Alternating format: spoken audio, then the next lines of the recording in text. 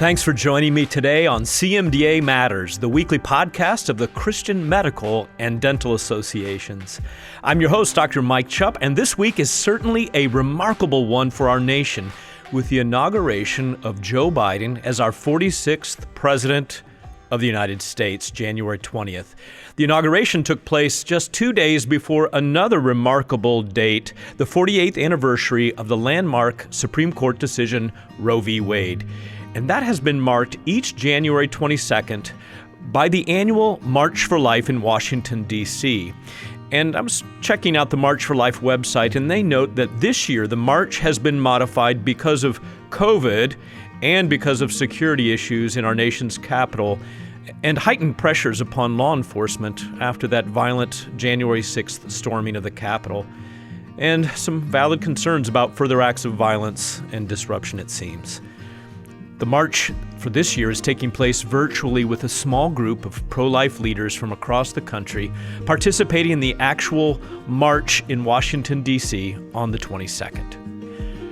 Well, because of the Roe v. Wade anniversary, together with the annual March for Life this week, I decided to invite to the program Dr. Donna Harrison, who became a good friend and physician colleague of mine for 3 years in a large Christian practice in Michigan that I was a part of in the early 90s. God has directed Donna's steps and placed her in a position of leading the largest association of pro-life OBGYNs in the world today, and it's called APLOG, or the American Association of Pro-Life OBGYNs. So I invite you right now to listen in to my conversation with Dr. Harrison as I was joined by another obstetrician, our very own CMDA Senior Vice President for Bioethics and Public Policy, Dr. Jeff Barrows, who, by the way, will be giving our Washington, D.C. report later in the program.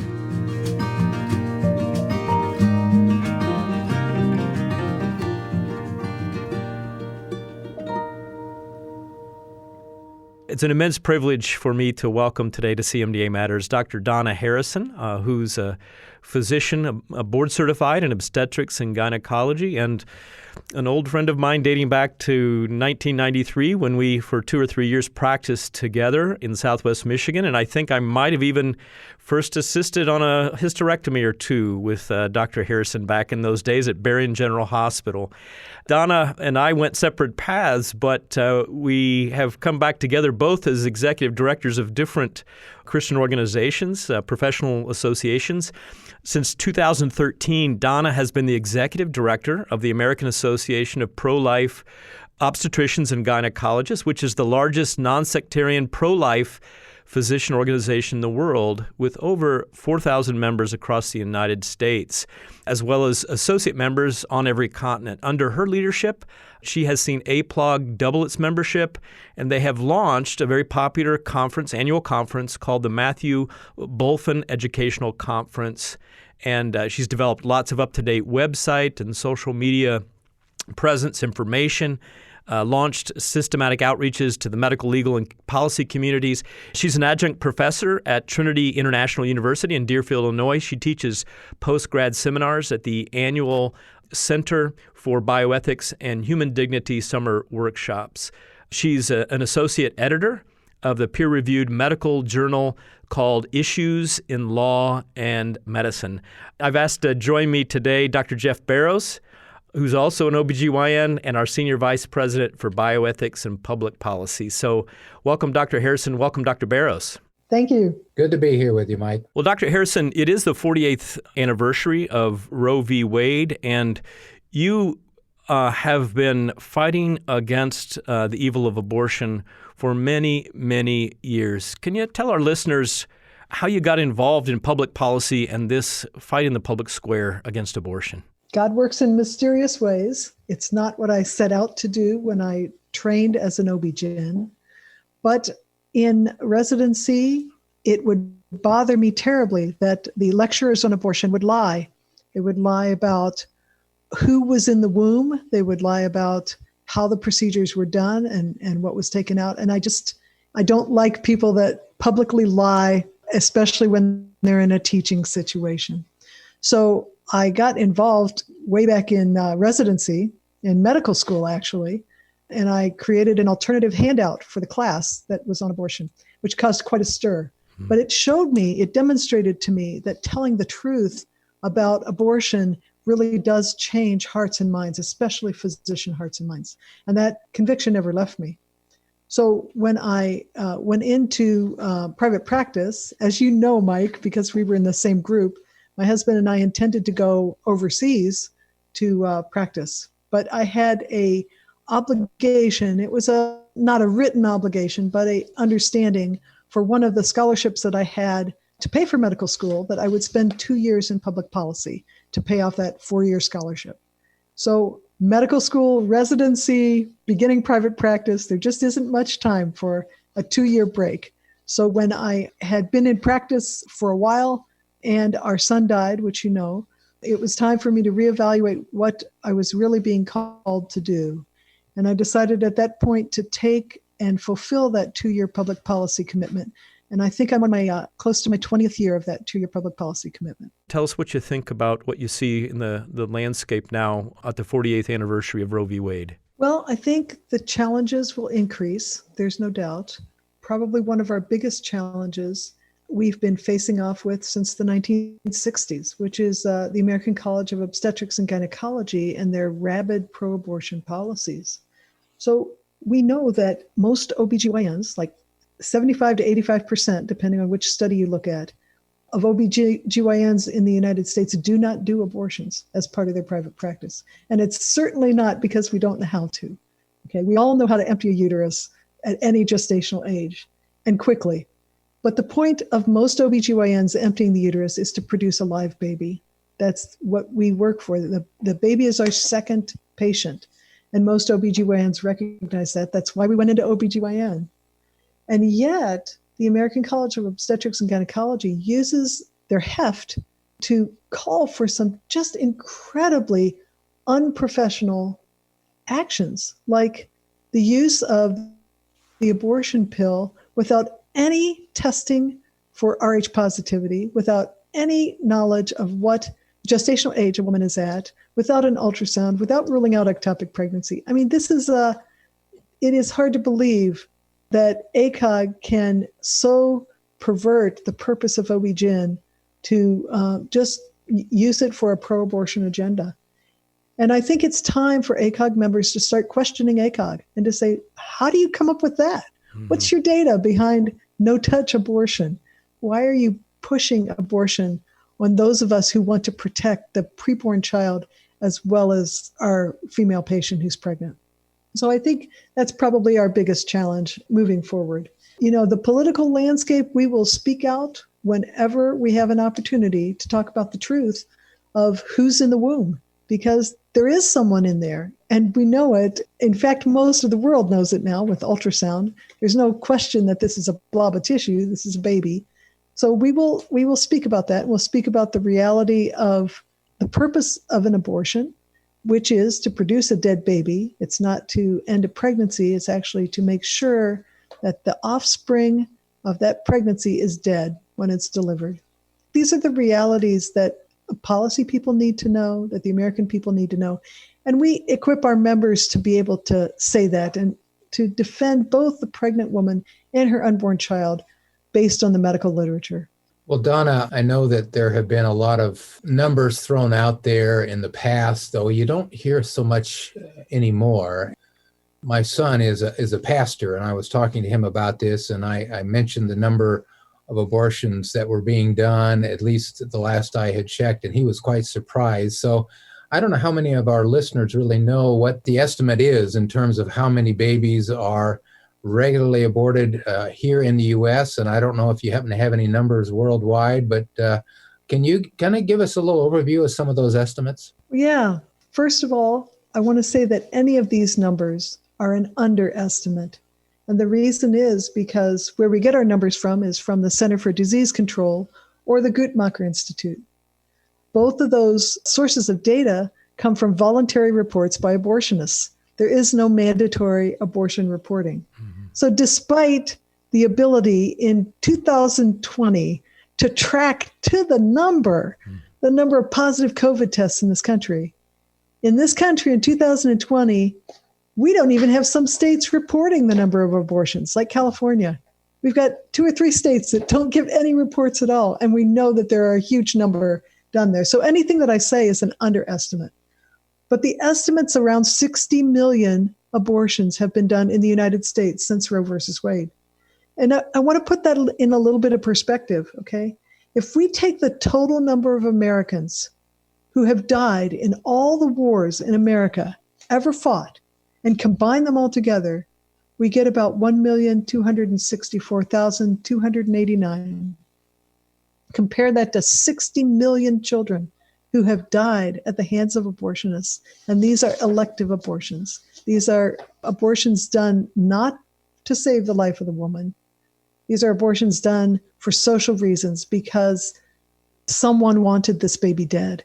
And I think that's something that we should ponder. 60 million versus 1.2 million in all the wars that have ever been fought in the United States. You know, Donna, as I was just doing some reading this week about Roe v. Wade, learning a number of things that I've never known. As a general surgeon, certainly my eyes were opened in terms of the decision and the logic behind it, and just shaking my head actually over a number of liberal legal opinions about the lack of constitutional basis for Roe v. Wade.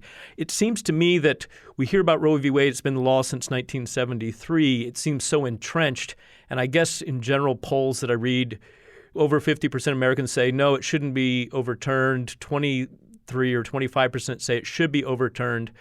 But when you look at the actual judgment that was made, the things that Justice Blackmun wrote in that majority 7-2 opinion, and then read what even one of his own law clerks said about 25 or 30 years later about how little constitutional basis there was for Roe v. Wade. I just wonder if that story, if we keep telling the story of the lack of constitutional basis, what do you think are the possibilities that with a more conservative, potentially pro-life Supreme Court, that some of examination will happen again by the Supreme Court? Well, boy, I sure hope there's a reexamination. And I sure hope that there's a reexamination by people who think that the Constitution is really the basis of the government in the United States, because that's not the way Roe versus Wade was decided. So Roe versus Wade is actually a very interesting decision. And as you know, it overturned the laws in about 45 states at the time it was decided. It was decided on the basis of this penumbra, this shadow of the right to privacy, but it's not a right to privacy. If you look at the 14th Amendment, it's a right to privately owned property. That becomes really important in other decisions that have spun off from Roe versus Wade. For example, APLOG has filed amicus briefs in several embryo dispute cases in IVF, where one parent wants the embryos killed and the other parent wants the embryos implanted. And when you look at those decisions, the question comes up, how do you decide the fate of human embryos?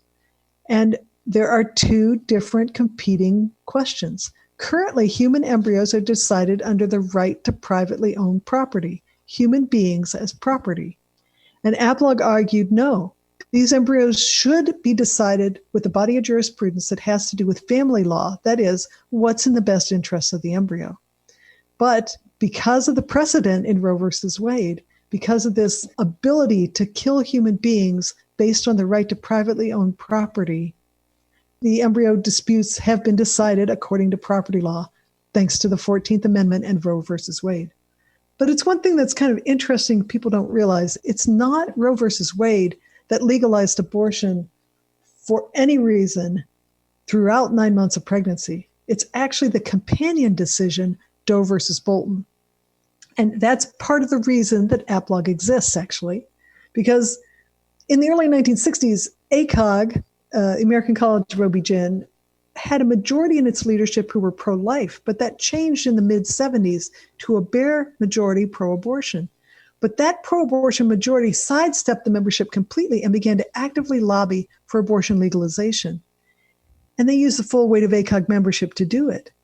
And in fact, the ACOG pro-abortion leadership was instrumental in helping to craft the wording of Doe versus Bolton. What did they do? They used a very utilitarian hedonistic definition of health, which included all physical, social, psychological, familiar, or any other factor, in order to do what the Supreme Court said, which was allow the abortionist the ability to call anything a health exception. So it's actually ACOG who helped to author this health exception, and it's the combination of Roe and Doe together, because Doe defines what health means, that made abortion legal throughout 9 months of pregnancy. So, you've heard people rightly decry the laws that the state of New York and other states have passed, which allow for the killing of human beings up to the moment of birth and maybe even after. But that's nothing different than what has been allowed for 48 years under Roe. But anyway, when that happened, when ACOG helped to define the health exception for Doe and make abortion legal, the remaining pro-life leadership in ACOG decided in 1973 to form us, the American Association of Pro-Life OB-GYNs. And we were the largest special interest group within ACOG for over 40 years. And when I took over in 2013, ACOG decided to discontinue the term special interest group altogether to try to get rid of us. I'd love to think it was because of me, but I'm not that conceited. But what that did is it freed APLOG to triple our size. We have over 5,000 members now, mostly OB-GYNs, but we have some other members who are involved with reproductive health. And we have to exist to be a professional second opinion to ACOG's pro-abortion activism. So I hope that there will be a relook at the foundations of Roe v. Wade, but there also needs to be a reevaluation of Doe versus Bolton and a definition of health that has to do with health of the mother and health of the unborn child. We have to recognize that children that can live outside the womb after 22 weeks, there's absolutely no reason they should be targeted for intentional destruction. Donna, it's so sobering to listen to you talk about this and to be reminded of the fact that babies can be aborted in some states all the way up till 9 months, and it can be very depressing. And I'm glad to be able to say that I've been an APLOG member for at least 20 years, if not more. I don't remember exactly. It's that far back that I don't remember exactly when I joined, but I'm going to maybe shift the conversation a little bit, because while it's depressing, I think a lot of times we as healthcare professionals feel like, well, there's nothing we can do. It's in the legal court, it's at the Supreme Court, it's up to the state legislatures. But I want to kind of address the issue of practicing healthcare professionals in communities. I know that one of the frequent criticisms that we in the pro-life movement get is that we're only concerned about births and not really the women after or during the time that they're dealing with this unintended pregnancy. So can you talk a little bit about some of the organizations that you're aware of that come alongside these women with these unintended pregnancies and how healthcare professionals can volunteer with those groups? Yeah, that's great, Jeff. I'm so glad you brought up that topic, because APLOG has organizational members from CareNet, Heartbeat, and NIFLA. And there are many ways that a practicing physician can actually help, because those organizations are the ones on the front lines for caring for patients. They've received the calls from the woman who took her Mifeprex pill and now she regrets it. And she wishes there were some way to save her baby. And so a physician can volunteer to be part of the Abortion Pill Rescue Network. And that is physicians who are willing to give women progesterone after they take the first pill, Mifeprex, to try to increase their chances that the baby will survive. There are so many pregnancy care centers who are looking for medical directors, for docs who are willing to read ultrasounds. It doesn't take a tremendous amount of time. It takes being willing to be on the front lines and willing to support the massive effort that is put out mostly by volunteers, by people who care, who are trying to take care and supply these women, not only talk them out of abortion, but to actually really meet their physical needs, to provide them with the social work connections they need, to provide them with jobs, to provide them with food and a place to live. I mean, pregnancy care centers do so much. And anyone who says that pro-life people don't care about the woman are just ignorant. They just really don't understand what all pregnancy care centers do. So I'd really encourage anybody who's listening to seriously consider helping out with your local pregnancy care center, especially consider being part of the Abortion Pill Reversal Network, and especially consider being willing to read ultrasounds if you have that skill set, which are life-changing for women who see their baby. Donna, in contrast to what you've just described for crisis pregnancy centers, would you be willing to talk a little bit about how the abortion industry has actually exploited poor and minority populations? Yeah, the abortion movement has been eugenic since its roots, since its founding. I mean, Margaret Sanger was the founder of Planned Parenthood, which actually, I believe, started out as the American Eugenics Society, and they changed their name after World War II. The purpose was to create a race of thoroughbreds. That was the purpose of Planned Parenthood. And the abortion industry has never lost sight of that purpose.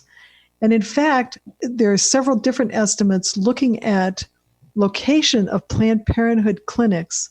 And the estimates around 70% of them, maybe even a little higher, 74%, are located within walking distance of a Black or Hispanic neighborhood. And that is not by accident. Abortion in this country stands on 4 legs. Okay, like if you think of a chair, abortion stands on 4 legs. The first leg is, oh, well, it's just a blob of tissue. Nobody really believes that anymore because we all see ultrasounds. The second leg is, well, abortion's really good for women. And that's the leg that APLOG chews on. We look at the medical literature and we say, breast cancer, preterm birth, depression, suicide, drug abuse, this is not good for women. The third leg, though, is we don't want those kind of people reproducing. And that's the leg that gets funded.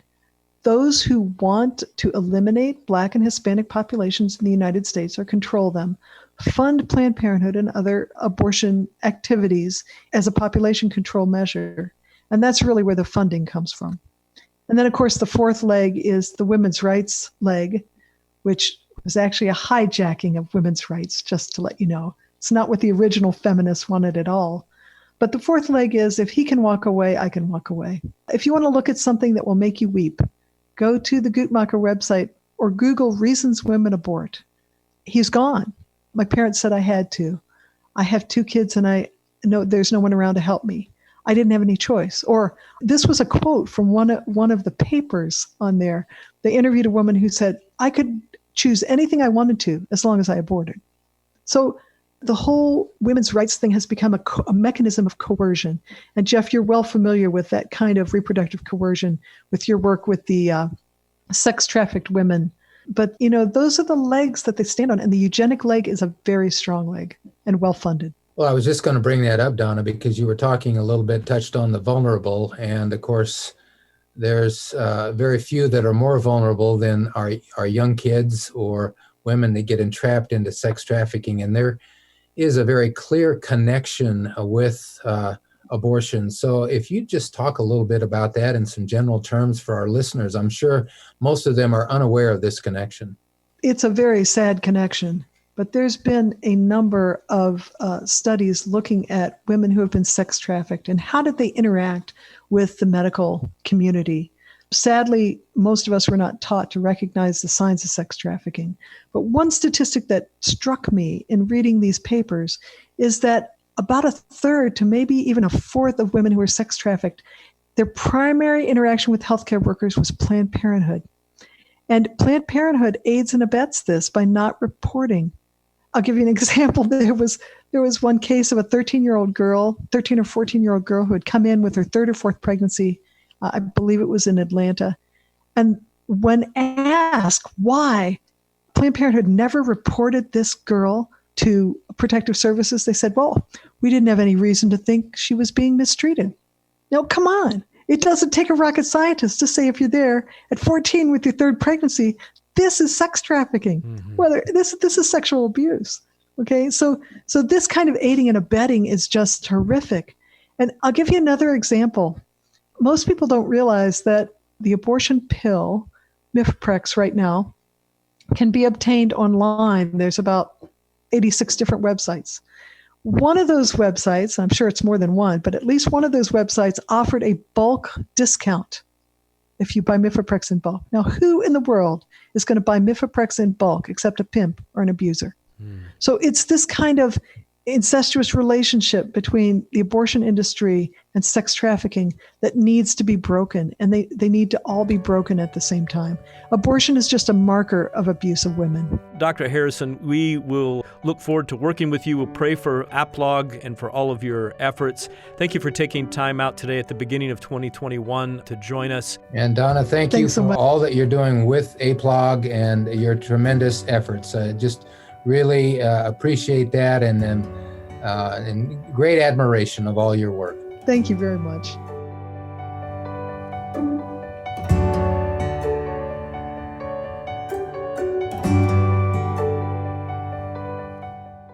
Well, as Dr. Harrison mentioned, there have been a different set of standards for care and reporting that have been applied to abortion as a surgical procedure or medical treatment, and I put that last word in quotes. A past CMDA Matters guest, Dr. Brent Bowles, in his book, Supremely Wrong, provides an honest perspective from one of those 80 to 85% of board-certified OBGYNs in America that Donna mentioned who do not participate in abortion. Dr. Bowles in his book points out that leading embryology textbooks clearly demonstrate when life begins.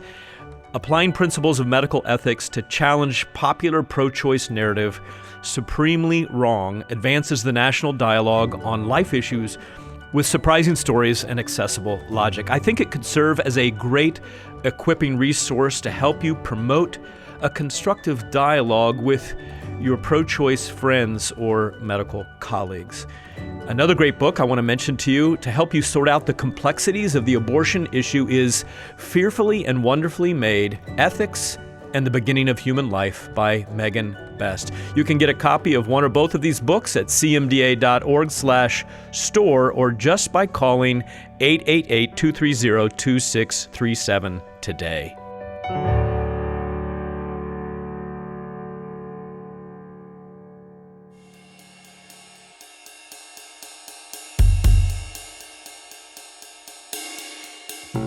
I would like today to personally invite you to join me in improving your communication skills by registering for the next 501 Foundations for Christian Coaching course that will be held Monday evenings online, February 1st through March 8th. And this online training will equip you to help colleagues out of burnout, help patients own and achieve their own health goals, and increase your impact as you draw out and maximize the potential in others.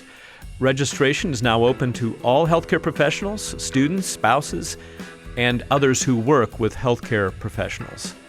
Also, check out this month's Healthy Doctor podcast, one of our other podcast offerings, as Center for Wellbeing Director Dr. Steve Sartori discusses the power of gratitude to prevent burnout with Dr. Mark Greenewald.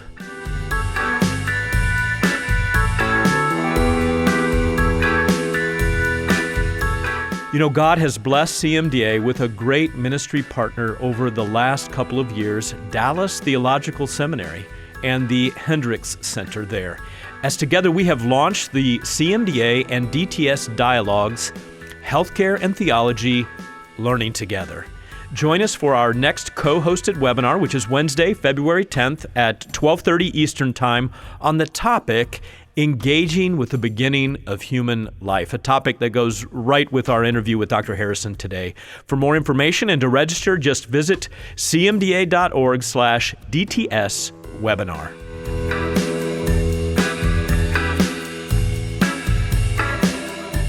I believe that all of us could use some encouragement this year and a reminder that when we walk with Jesus, He also walks with us through the best and our most difficult circumstances. Walking through COVID-19 with Jesus is a half-day virtual conference event that our Women Physicians in Christ ministry will be hosting on February 20th. Make sure you register online. You know, you can find out more information and register for any of these events and others at cmda.org/events, or if you're listening on your tablet or laptop, they will be linked in the show notes.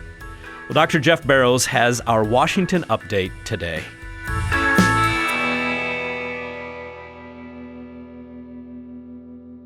For this week's Washington Update, one of the ways we serve as your voice in public policy is to inform the courts through lawsuits and legal briefs.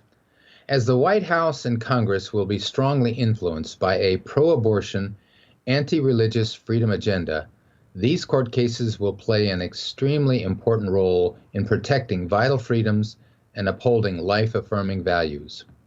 For example, we just recently agreed to file a friend of the court or amicus brief in an appeal in the U.S. Court of Appeals for the Sixth Circuit. This case arises from a challenge to Tennessee's 48-hour abortion waiting period law. In another case, the Christian Legal Society will represent us in defending campus religious freedom.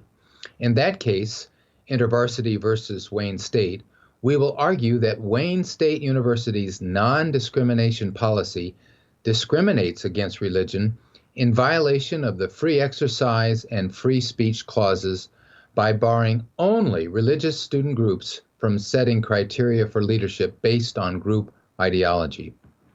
And of course, we are continuing to fight for your conscience freedom and medical judgment in 2 court cases in which we are represented by Beckett Law Firm. The first case is to defend a good federal conscience freedom rule for healthcare professionals. The second case is to stop a federal transgender mandate that would overrule both your medical judgment and conscience freedom. You will find a listing and brief description of all 76 of our court cases over the past quarter century at freedomtocare.org. That's freedom, 2, care.org, and you can find it under the Law and Court Cases tab. Please pray for these important life-affirming and conscience freedom court cases.